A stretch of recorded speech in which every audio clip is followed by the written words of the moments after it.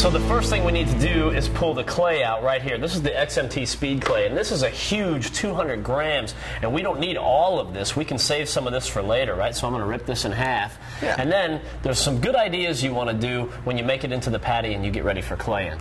Okay, when this comes out of the box, it's in a clay bar, basically like a bar of soap. What you want to do is you want to take and knead this with your thumbs and form it into a patty. And this is going to enable you to tackle a fairly large section of the paint as you're claying at one time. But just take and knead it with your thumbs, just like that.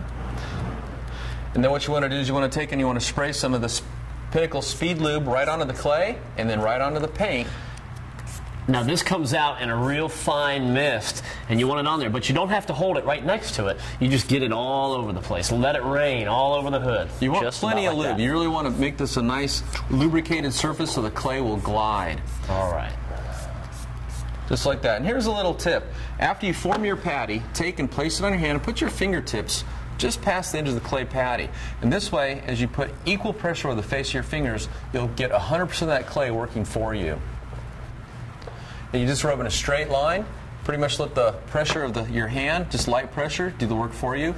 And when you first start out, you'll feel it kind of grabbing. That's because it's actually removing those contaminants. And as you remove them, you'll notice it starts to glide effortlessly. And that's a sign you've removed the contaminants.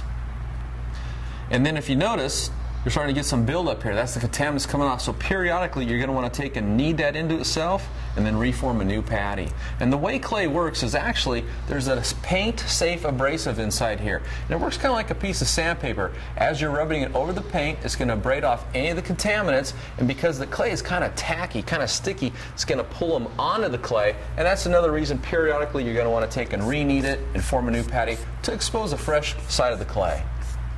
How's it coming along there? Real good. Got that whole section done. You're doing all the work. I'm just supervising at this point. Kind of how it usually goes around here, isn't it, Mike? Well, you're doing a good job.